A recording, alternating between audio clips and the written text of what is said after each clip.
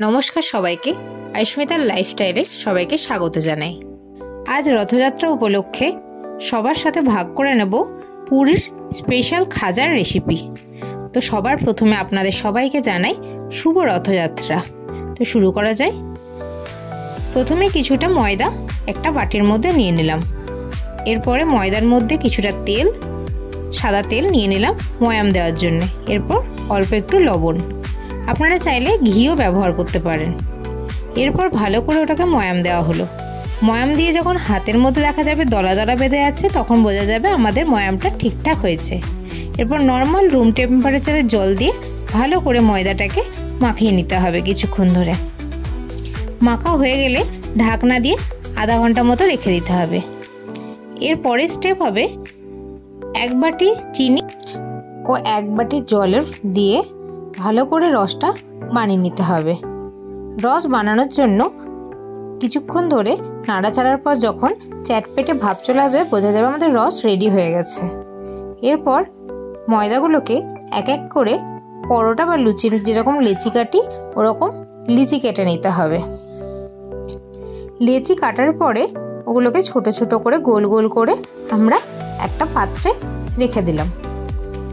লেচিগুলোকে গোল গোল করে পাত্রে রেখে দেওয়ার পরে আমাদের পরবর্তী স্টেপ হবে লেচিগুলোকে একে একে ময়দা দিয়ে কিছুটা পরিমাণ রুটির মতো করে বেলে নিতে হবে ভালো করে।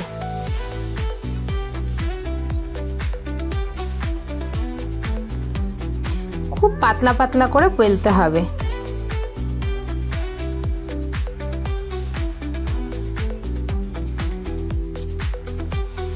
এভাবে একে একে সব কটা লই বেলে নিতে হবে।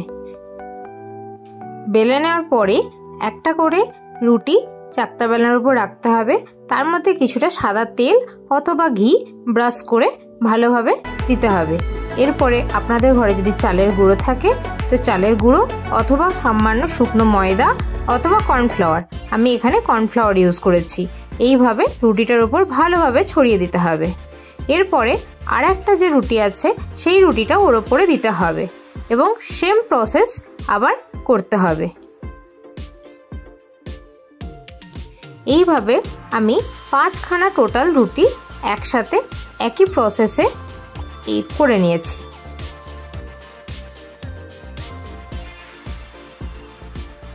এরপরে ভালোভাবে খুব টাইট করে ধীরে ধীরে এরকম রোল করে নিতে হবে হাত দিয়ে এবং শেষের দিকে কিছুটা পরিমাণে জল লাগিয়ে দিতে হবে যাতে খুলে না যায়।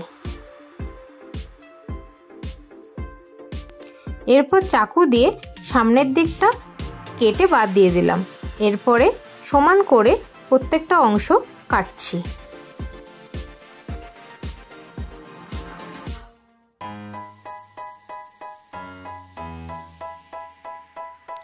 এরপরে যে টুকরো টুকরোগুলো কেটেছিলাম সেগুলোকে হালকা হাতে আমরা কিছুটা শুকনো ময়দার উপরে আর একবার এরকম বেলনা দিয়ে বেলে নিলাম।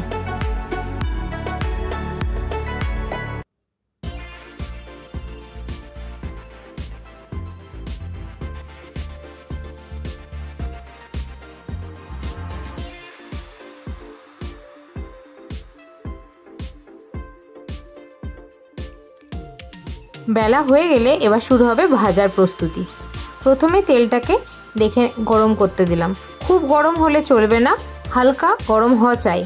খুব গরম হয়ে গেলে ভেতরের যে লেয়ারগুলো আছে সেগুলো ভালোভাবে ভাজা যাবে না, তাই একদম কম আছে অল্প গরম অবস্থাতে তেলে আস্তে আস্তে ধীরে ধীরে এগুলোকে ভাজতে হবে।